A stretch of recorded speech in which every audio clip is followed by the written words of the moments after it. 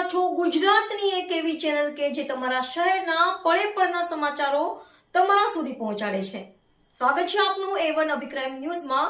હું છું એન્કર અર્પિતા પટેલ।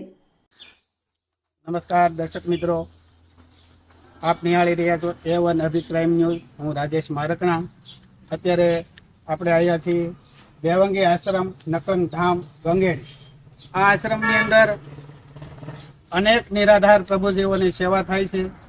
એક હોસ્પિટલનું નિર્માણ થઈ રહ્યું છે। તો ચાલો આજે આપણે આશ્રમની મુલાકાત લઈશું। ત્યારે અહીંયા રામદેવ પીર મહારાજનું મંદિર છે અને મહાદેવ શિવનું મંદિર છે અને પાછળ મોટી જગ્યાની અંદર આશ્રમનું નિર્માણ થઈ રહ્યું છે અને પ્રભુજીની સેવા થાય છે। તો મિત્રો આપ નિહાળી રહ્યા છો, તો ચાલો આ આશ્રમનું તમને પૂરું દૃશ્ય બતાવીએ।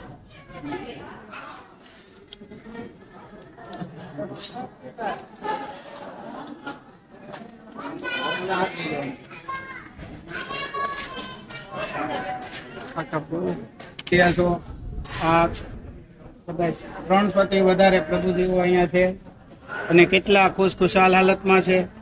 વિનોદાસ બાપુ આ આશ્રમના મહંત વિનોદાસ બાપુ પોતે આ પ્રભુજીઓની સેવા કરે છે।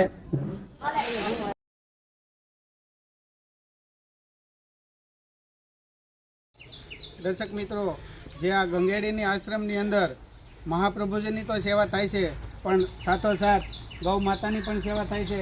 એ પણ તમે જોઈ રહ્યા છો અહીંયા કે મોટી સંખ્યામાં ગાયો પણ છે અને જેની પણ સેવા થાય છે। આશ્રમની અંદર અત્યારે આ પ્રભુજીઓ માટે હોસ્પિટલનું નિર્માણ થઈ રહ્યું છે, અહીંયા આપ જોઈ રહ્યા છો। તો ચાલો આપણે આજે અહીંના મહંત શ્રી વિનોદાસ બાપુ છે તેની પણ તમને મુલાકાત કરાવીએ।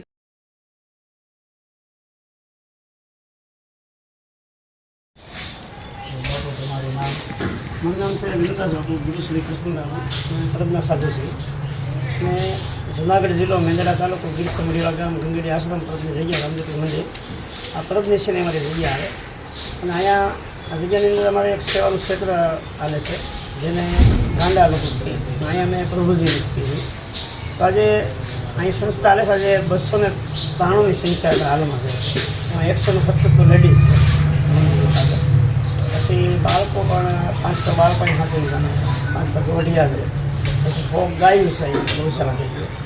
પછી અહીંયા અમરમાના નામની રાહતદારની હોસ્પિટલ સર્વ સમાજને લાગુ પડે એ હોસ્પિટલનું નિર્માણ અમે કરી છે, એનું બાંધકામ ચાલુ છે અને જે કાંઈ અમે આ પ્રવૃત્તિ કરી છે એ અમારા અહીં ગંગેડી આશ્રમ બાલકૃષ્ણ રામમંડળ રમીએ છીએ, ગામડે ગામડે રમવા જાય છે અને એમાંથી જે કાંઈ સમાજ અમને સપોર્ટ આપે છે, જોડીમાં જે કાંઈ આવે છે એનાથી આ બધું કાર્ય અમે કરી રહ્યા છીએ। અને એક બીજી સેવા ચાલુ કરી છે કે જે દીકરીને બાપુજી ન હોય એવી દીકરીના સર્વજ્ઞાથી સમૂહ લગ્ન અમે અહીં ચાલુ કર્યા છે। દર વર્ષે દિવાળી પછી અહીંયા સમૂહ લગ્ન થાય છે। એક સમૂહ લગ્ન એ ગયો, આવતી દિવાળી પછી 12મા મહિનાની 28 તારીખે અહીંયા 25 દીકરીના લગ્ન બીજો સમૂહ લગ્ન થવાનો છે। એટલે જે કાંઈ આ સેવાનું ક્ષેત્ર છે ગંગેડી આશ્રમની અંદર એ અમારું જે અહીંનું રામમંડળ હાલે છે, રામમંડળ રમી અને આ બધી સેવાની પ્રવૃત્તિ કરી રહ્યા છે। કેટલો સમય થયા આજે આ સંસ્થા ચાલુ કરીને અમારે 4 વર્ષ થયા, 5મું વર્ષ ચાલે છે। દિવાળીએ 5 વર્ષ પૂરા થાય આ સંસ્થા અને મેં જગ્યા સંભાળી એના 7મું વર્ષ ચાલે છે। આ મહાપ્રભુજી છે એની સેવા તમે જાતે જ કરો છો? અમે કરીને અને જે માણસો પણ રાખેલા હોય ને એ એકલા જ ન પૂરી ગઈ, અહીંયા બીજો ટાપ પણ રાખે, 2 રસોઈ રાખેલા રસોઈ બનાવવા માટે, પછી બીજા માણસો રાખેલા છે કેમ કે મારે બહાર પ્રોગ્રામ હોય વધારે, જે હું પ્રોગ્રામમાં હોય વધારે માતાજી મારા શિષ્ય છે મીરા માતાજી, અહીંયા આશ્રમમાં આખું હેન્ડલિંગ કરે એ રીતે આખી હાલે છે।